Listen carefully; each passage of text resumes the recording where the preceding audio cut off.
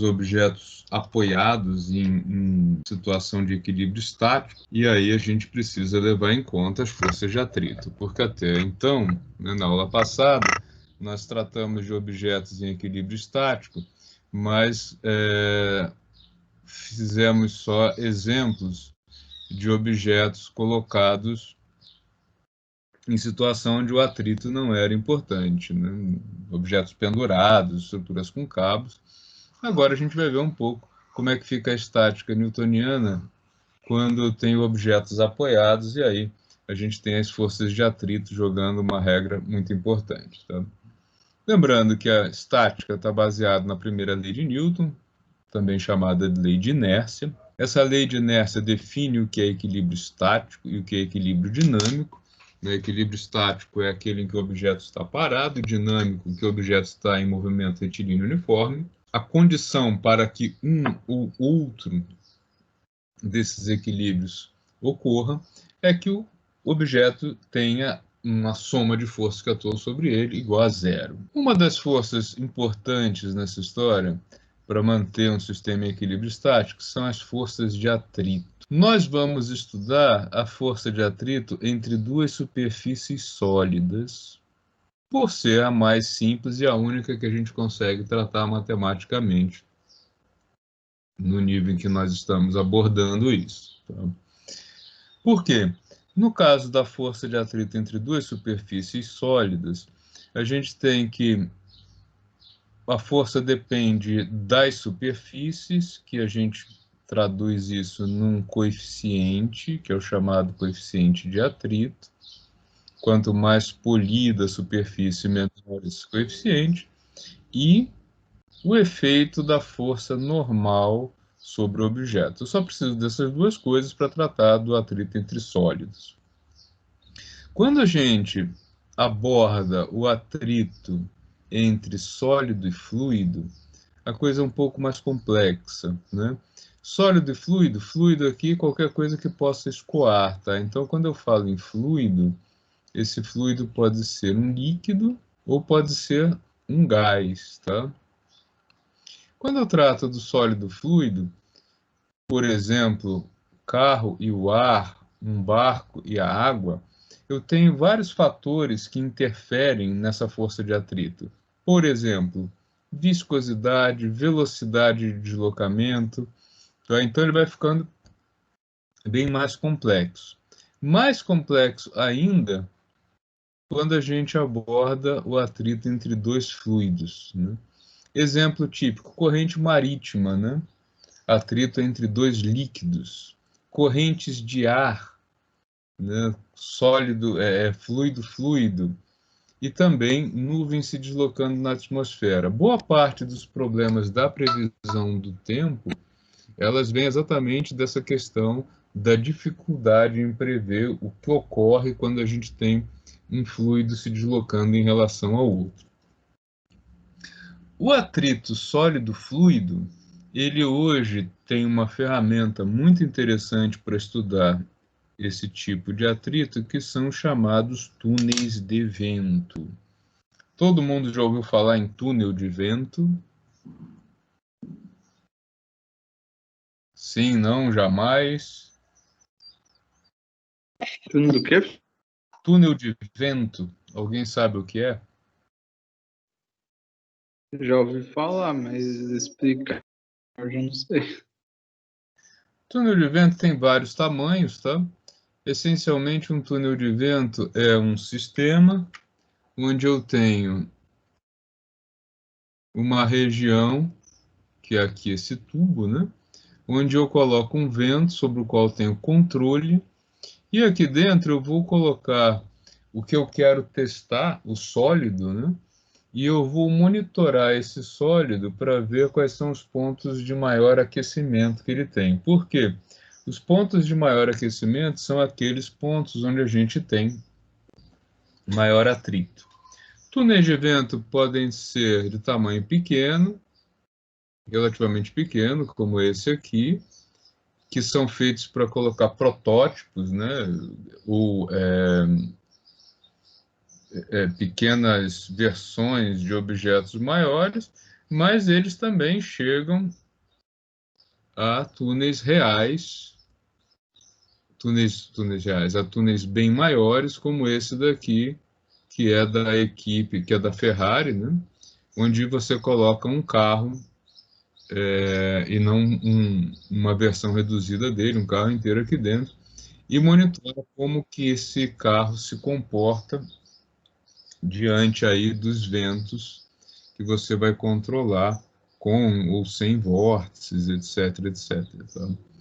Por exemplo, num túnel de vento onde eu coloco um protótipo, eu posso ter uma análise como essa aqui, ó, né? Foi colocado aqui uma versão em escala reduzida de um avião, e aí o vento vai passar por essa aeronave, a gente tem aqui um mecanismo que controla a posição da aeronave, ela pode ficar mais inclinada, menos, virar para um lado, para o outro, e tem vários sensores que vão, né, também filmar aqui como é que vai ser a passagem do ar por essa aeronave, qual vai ser o efeito.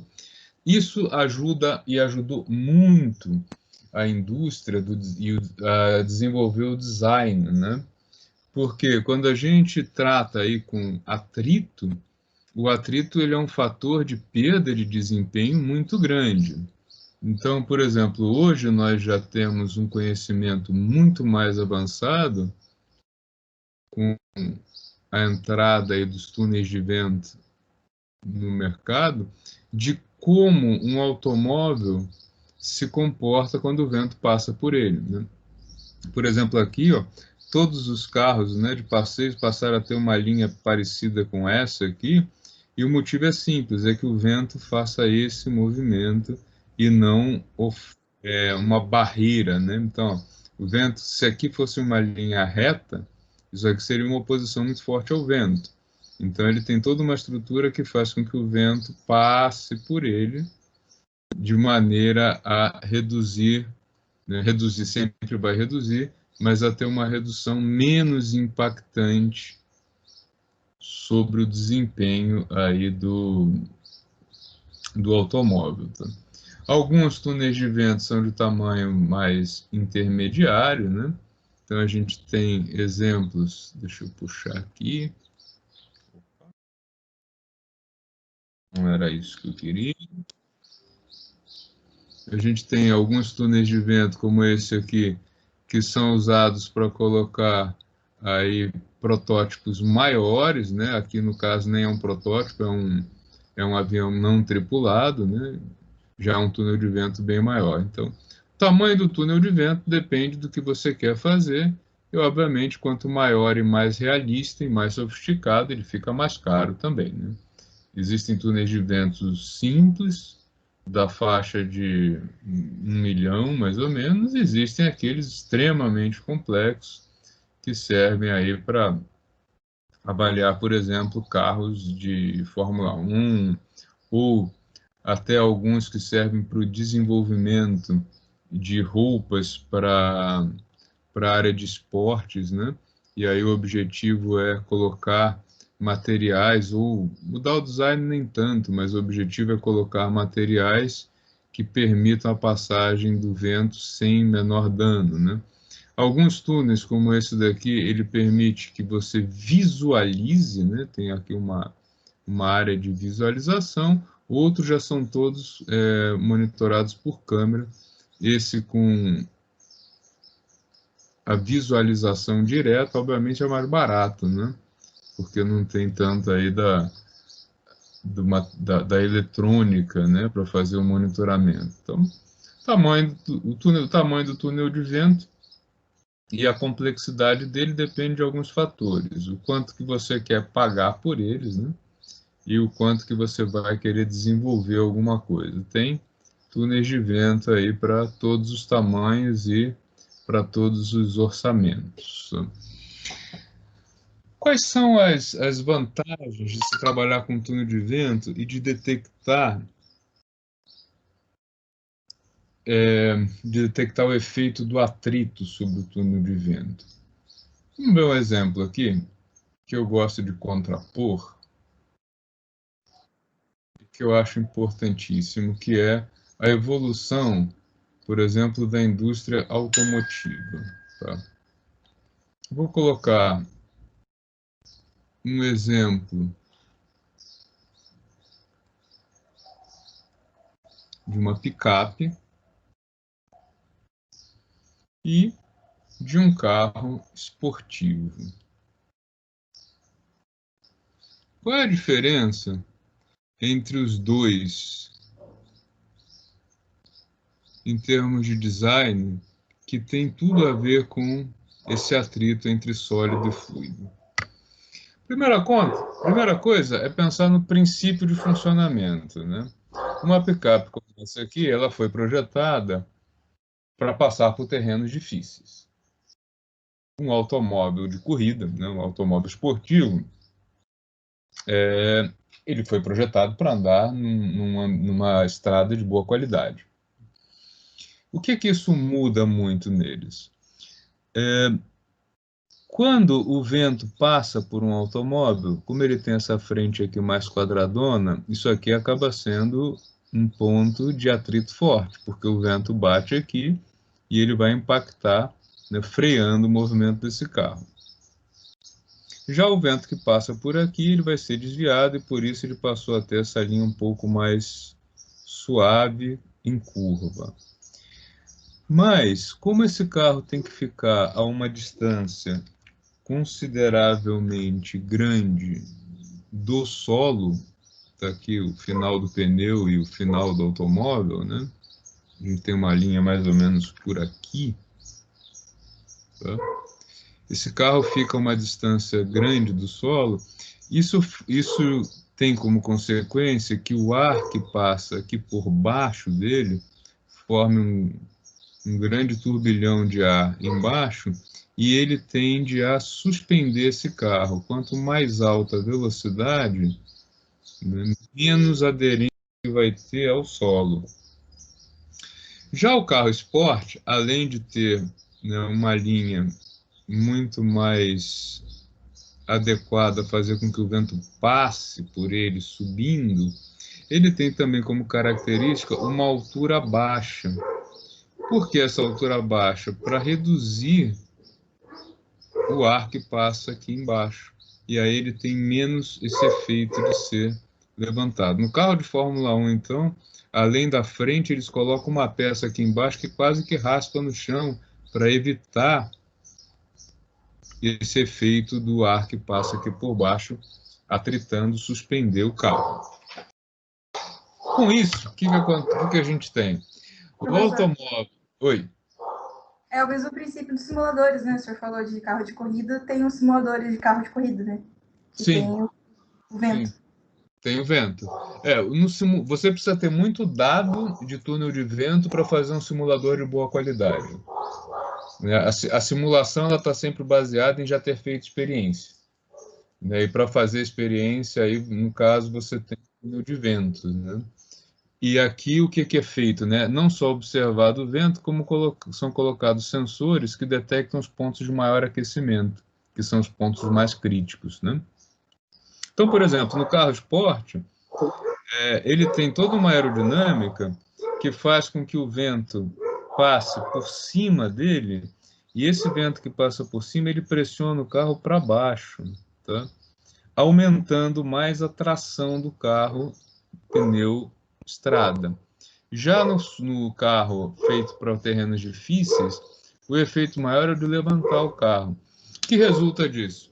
Quando a velocidade vai ficando mais alta, passando de 60 km por hora, né, já é uma velocidade bastante crítica para o atrito com o ar, e nem é uma velocidade tão alta assim. A partir de 60 km por hora, o que acontece? Esse carro já vai começando a ficar com uma dirigibilidade pior. E esse aqui não. Um carro de corrida consegue chegar aí a mais de 200 km por hora, né? Se for os de Fórmula 1, chegam a 300 km por hora, com uma ótima aderência do pneu ao asfalto. Já o carro de terrenos difíceis, ele com 100 km por hora já é um carro bem desconfortável de dirigir, porque ele fica com a tração dele comprometida, né? Isso sem falar o fato de que esses carros trafegam muito sem ter carga aqui, e aí eles ficam com o centro de gravidade no local errado. Mas o centro de gravidade a gente vai ver um pouquinho mais para frente, tá? Hoje eu só queria tratar aqui da questão do atrito. Oi. Tem algum lugar aqui perto que tenha esses túneis de vento para fazer testes assim?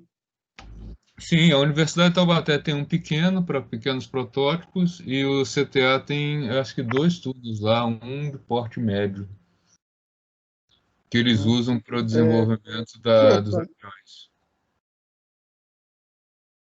Eu queria perguntar se tem alguma turma de projetos que esteja mexendo com questão de motores, porque o Ranieri e o Pedro Henrique, a gente está com uma ideia de um motor aqui. A gente estava querendo saber se tem algum grupo Olha, também que essa possa com ir. a professora Eliane, que é a coordenadora, ela que tem essa ideia. Que eu saiba, não tem ninguém trabalhando em projeto de motor. Ah, Mas sim. talvez Obrigado. tenha conhecimento disso, tá? Tá Olhem só, bom. Obrigado, senhor. imagina, como o túnel de vento foi importante para a evolução da indústria automotiva. Vamos comparar aqui um carro da época em que ninguém sabia muito bem como é que funcionava essa questão do atrito no automóvel. Olhem só, tá? Típico carro que a gente hoje chama de calhambeque, olha quantos pontos eles tinham que dificultavam o movimento do carro, gerando inclusive alguns vórtices. Olha, esse esse vidro aqui reto, isso aqui era uma perda enorme de eficiência, né? Hoje o vidro já é bem inclinado para fazer com que o carro tenha um desempenho melhor. Outro exemplo de produto que veio desses estudos e que a gente enxerga aí quase que diariamente bom, enxergava diariamente na Dutra antes, né? Agora, agora nem tanto. É uma peça que foi adicionada aos caminhões há não muitos anos, tá? Deixa eu projetar ela aqui. Tá, essa peça aqui de cima, né? Antigamente os caminhões não tinham essa peça. E o que acontecia? Sem ela, essa parte aqui mais alta da carga, né? Ela servia como um grande freio, né, para o caminhão. Ela representava uma perda bem considerável de desempenho por conta de ser aí uma barreira mesmo, né? Quase que um muro, né? Em que o caminhão tinha, né? Então, se a gente olhar, por exemplo, deixa eu pegar mais 2 imagens legais. Essa aqui não está tão legal. Olha só, isso aqui era o típico modelo de caminhão antigo, né?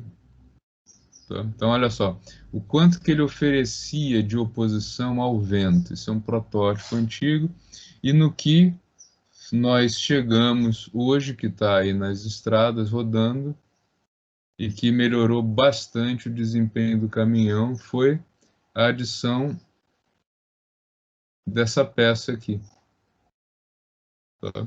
Que ela faz com que não exista mais essa parede aqui de freagem.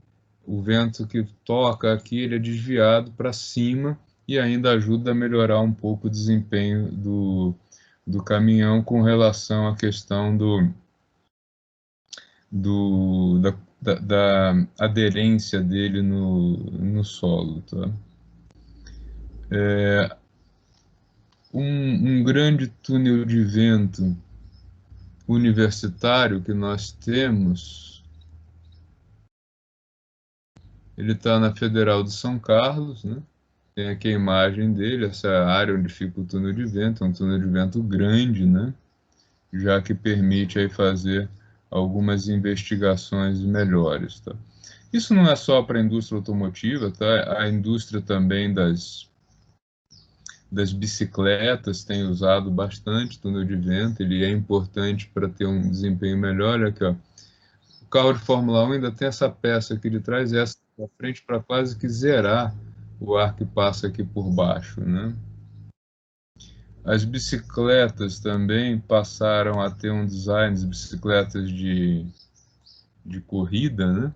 Elas passaram a ter um design não só da própria bicicleta, mas inclusive dos acessórios. Você vê que o capacete do ciclista hoje, a posição em que ele fica, é feito para que ele tenha uma passagem do ar, causando muito menos impacto, né? Motivo pelo qual a gente sabe que as bicicletas tipo mountain bike, elas não atingem velocidades tão altas, porque é a mesma questão dos automóveis, né? Ela foi feita para outra coisa. Ela foi feita para trafegar em terreno difícil. Então, a própria posição do ciclista numa mountain bike, ela não é favorável aí ao desempenho em termos de velocidade, né? Aqui um outro tipo de túnel de vento também. Tá vendo? Você tem aqui o cara corrigindo a posição do manequim para que ele fique numa posição confortável e que tenha menos impacto aí do vento, reduzindo a velocidade. Então, sim, né, se vocês olharem as velocidades que os atletas do ciclismo conseguem alcançar, elas são inviáveis para quem usa uma bicicleta, para uma bicicleta esportiva, mas não profissional, não só pelo peso, mas também pelo próprio design que ela tem, que é muito mais evoluído, tá? Um túnel de vento bem pequenininho seria assim, ó. Esse daqui é só para pequenos protótipos, né? Então você vai desenvolver, imprimir em 3D ou construir um protótipo e ele vai ser analisado aqui num túnel de vento como esse, que tem alguns metros só. Ele fica aí colocado dentro de um laboratório. Ou você tem túneis de vento como esse grandão aqui da Federal de São Carlos, que você coloca realmente o objeto que vai ser testado lá dentro, tá? Então tem N tamanhos, tipos diferentes, cada um deles serve para um tipo de estudo diferente, se é mais por calor, se é mais por visualizar mesmo e filmar, né, o efeito do vento sobre o objeto em estudo. Dúvidas, perguntas, curiosidades? Então, o que nós vamos estudar é o tipo mais simples de atrito, que é o entre sólidos. E já fica aí a dica, quem quiser estudar atrito sólido-fluido, túnel de vento, né? E aí vem todo o estudo de design de aerodinâmica dos objetos, que tem um componente muito forte na questão do desempenho e da eficiência dos motores, tá? Se você pega um motor, por mais moderno que ele seja, e coloca esse motor num carro com design antigo, pense, por exemplo, aí no Escort XR3 ou mesmo no Santana, né, o Monza, que são carros mais antigos, mesmo se você colocasse um motor mais moderno neles, ele teria um desempenho sofrível, né? Porque o design ele tem um peso muito grande nessa questão do desempenho, tá? Bom, seguindo aqui, quando eu tenho um objeto apoiado em uma superfície plana, ele está sujeito à força-peso, que é a força da gravidade, né? A Terra puxando esse objeto para baixo. Se esse objeto fica estável, é porque uma força anula o efeito da força-peso, nesse caso é a força normal, que é exercida pela superfície sobre o objeto. A força de atrito, ela é calculada em cima não da força-peso, mas sim da força normal, tá? Vamos entender isso pensando aí daqui a pouco no plano inclinado, tá? Mas a ideia aqui é a seguinte: peso normal, se eu empurro o objeto com essa força aplicada, mas ele continua em equilíbrio estático, ou seja, ele não se move, é porque a força de atrito ela atuou e ela foi suficiente para anular o efeito da força aplicada. A força de atrito, no modelinho matemático que a gente vai usar, que é bastante eficiente e simples também, ele diz que a força de atrito ela tem um módulo que é igual a um número que depende dos dois tipos de superfície e do grau de polimento delas, que é o chamado coeficiente de atrito estático, e da força normal com a qual o objeto é empurrado para cima. Nesse caso, a força normal é igual à força-peso. Então, né, numericamente daria no mesmo. Mas e quando a gente vai para um plano inclinado? Olha só o que acontece. Aqui a gente tem um objeto apoiado num plano inclinado e ele está em equilíbrio estático. Mas a gente sabe, né? Acho que todo mundo já deve ter feito essa brincadeira. A gente sabe que quando eu coloco um plano inclinado e eu aumento essa inclinação, né? Deixo, por exemplo, um objeto em cima de uma mesa, vou suspendendo a mesa de um lado só, o objeto continua parado até um certo ponto. Passei desse ponto, passei dessa inclinação, o objeto desce. Por que isso ocorre? O que está acontecendo aí? Olha só. Vamos deixar esse objeto paradinho aqui na superfície inclinada. A força peso, que é a força com que a Terra puxa o objeto para baixo, ela está aqui, vertical. Mas o fato do objeto estar apoiado numa base que não é horizontal, faz com que, se eu traço aqui um plano XY, né, o X ao longo aí da inclinação e o Y perpendicular a ele, eu vejo que eu posso dividir a força-peso em duas componentes. Uma que é paralela à superfície inclinada e outra que é perpendicular. O efeito dessa componente Px, ela tende a arrastar o bloco superfície abaixo. E o Py, ele pressiona o objeto contra a superfície. E é devido a essa pressão que vai gerar uma deformação aqui, que eu vou ter a força normal anulando o efeito da força y. O que acontece é que na medida em que eu aumento a inclinação do plano, eu aumento a componente Px e diminuo a componente Py. Se eu diminuo o Py, eu diminuo a força normal. E aí eu vou diminuir a força de atrito. Então, por isso que a mesma superfície tem que mesmo conjunto, né, de duas superfícies, ela vai ter um limite superior de inclinação para o qual o objeto vai continuar estático aqui. Tá? Nesse ponto, a gente costuma fazer um experimento no laboratório que é o seguinte: a gente tem uma rampa com inclinação variável, a gente coloca uns 2 ou 3 tipos de objetos diferentes aqui em cima e eleva esse ângulo até o máximo que o objeto continua parado. Por quê? Nesse ponto máximo, o que a gente pode ter? Olha só, num plano inclinado, o ângulo de inclinação do plano ele é igual ao ângulo entre a força peso e a componente e o eixo y móvel que eu coloquei aqui. A gente pode ver isso olhando para dois triângulos retângulos. Olha só. Aqui eu tenho um triângulo retângulo aqui, e aqui eu tenho outro triângulo retângulo maior, tá? Retângulo aqui, então 90 e 90 graus. Esse ângulo daqui vai ser igual a esse. Logo, esse ângulo daqui tem que ser igual a θ. Tá? Então, o ângulo entre PY e P é igual ao ângulo entre o plano inclinado e a horizontal.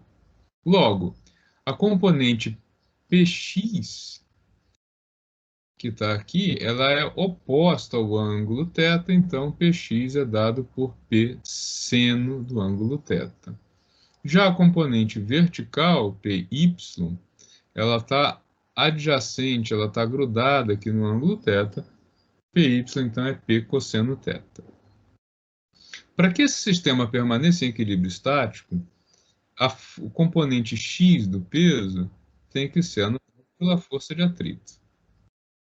Então está aqui Px igual a φ, para garantir que o objeto não desce, e Py igual a força normal, para garantir que o objeto não sobe nem desce. Quando eu substituo Px por P seno θ e Py por P cosseno θ, eu obtenho isso aqui. Tá? A força de atrito, então, se eu divido P seno θ por P cosseno θ, eu vou obter a tangente de θ, e do outro lado eu vou obter força de atrito dividido por força normal. E é aí que entra o modelo matemático que eu disse que a gente ia usar. Da força de atrito ser igual a um coeficiente, que depende do tipo de superfície, vezes a força normal. Quando eu substituo isso aqui, o que eu vou obter?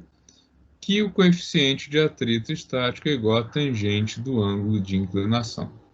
Então, como é que a gente faz, né, no experimento para medir o coeficiente de atrito estático entre dois materiais? Uma das maneiras é colocar uma rampa controlável, elevar a inclinação da rampa até o máximo que o material continue estático e medir o ângulo de inclinação. A tangente dele é igual ao coeficiente de atrito estático.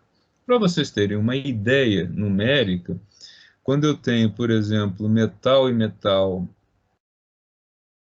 bem polido, né, usinado, esse coeficiente de atrito é lá da faixa de 0,2 a 0,3, tá?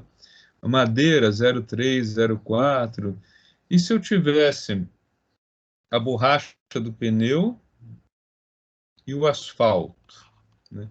Aqui a gente já tem o coeficiente de atrito da faixa de 0,7 a 0,8, tá? Pneu de boa qualidade e asfalto também, eles acabam tendo aí um coeficiente de atrito bem alto, para vocês terem ideia do valor, né? Não chega a 1 e também um coeficiente de atrito entre duas superfícies com altíssimo grau de polimento seria da faixa de 0,1, 0,15 por aí, tá? Vamos fazer um exemplo? Olha só. Aqui nós temos um bloco apoiado numa superfície inclinada, 60 kg esse bloco, e o coeficiente de atrito entre o bloco e a superfície foi dado 0,2. A pergunta é, qual é o valor do contrapeso que eu devo colocar aqui para que esse sistema permaneça em equilíbrio estático, tá? Vamos fazer esse exemplo juntos, tá? Deixa eu projetar a lousa, puxar uma figura já semi-pronta, para não ficar muito enrolado na hora de fazer o desenho.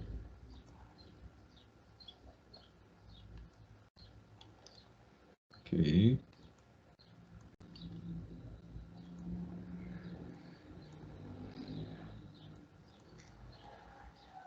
Então aqui eu já coloquei algumas das forças, não todas, tá?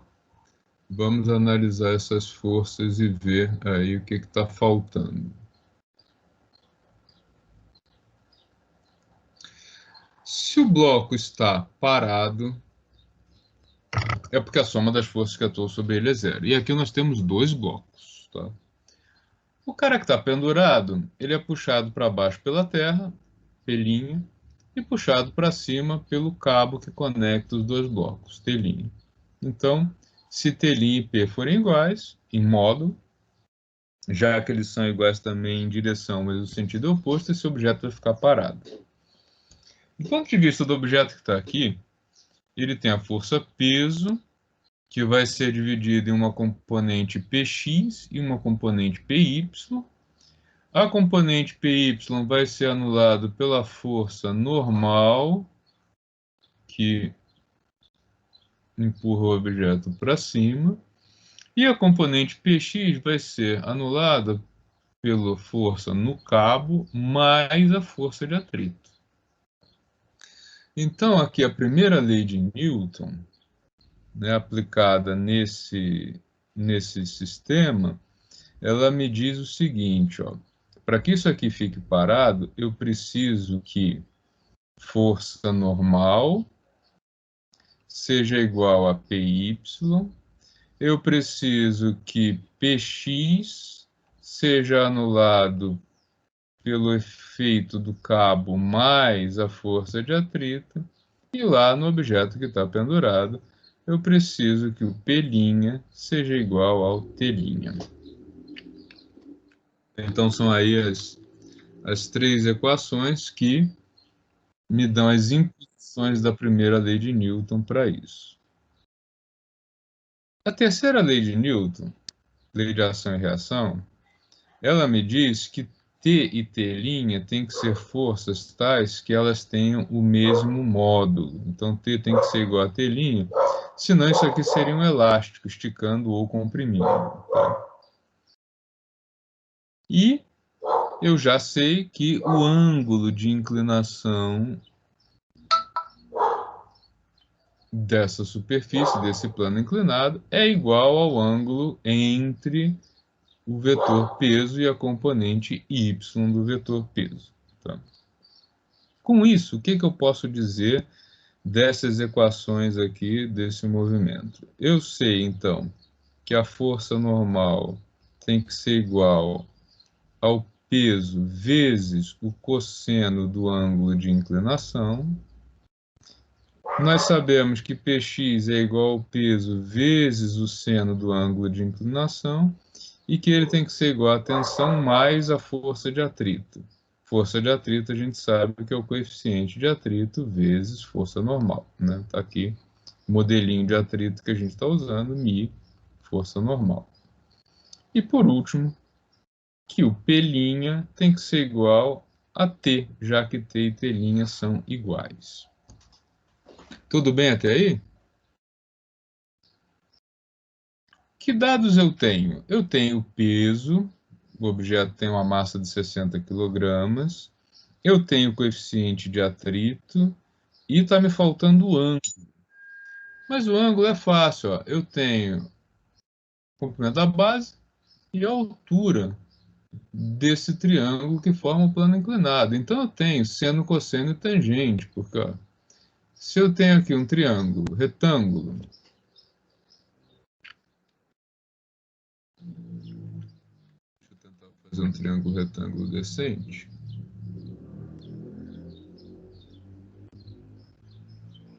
Legal, ó, saiu. Se esse triângulo retângulo tem 4 metros desse lado e 3 metros desse lado, e aqui forma um ângulo 90 graus, a hipotenusa dele vai ser 4 ao quadrado mais 3 ao quadrado, raiz, né, soma dos quadrados dos catetos. Isso dá 16 mais 9, portanto, raiz de 25, que é igual a 5 metros. Tá? Então, quem é agora o seno do ângulo θ? Cateto oposto, 3 sobre hipotenusa, 5. Isso é o mesmo que 0,6. Cosseno de θ, cateto adjacente, 4, dividido pela hipotenusa, 5. Isso é o mesmo que 0,8. E tangente de θ, cateto oposto sobre adjacente, 3 sobre 4. Isso é 0,75. Então, temos aí já os ângulos. Usando esses dados, como é que vai ficar? Então, agora, o que falta fazer? Falta inserir os dados que a gente já tem nessas equações para a gente poder ver se já é possível, ou qual estratégia que a gente pode adotar para calcular o valor da massa que está pendurada. Então, ó, força normal é igual a P a massa do bloco que está pendurado é 60 kg, então o peso é 600 newtons, vezes cosseno de θ. Cosseno de θ está aqui, 0,8. A segunda equação, peso, 600, vezes seno de θ, 0,6, igual a T mais coeficiente de atrito, foi dado no enunciado, 0,2, vezes a força normal. E por último, pelinho, que vai ser a massa vezes a gravidade, igual a T. Reparem que da primeira equação, a gente vai ter que a força normal ela é igual a 480 newtons. Se eu pego este valor da força normal e substituo na equação de baixo, eu tenho então que 600 vezes 0,6 dá 360, isso é igual a tensão mais 0,2 vezes 480.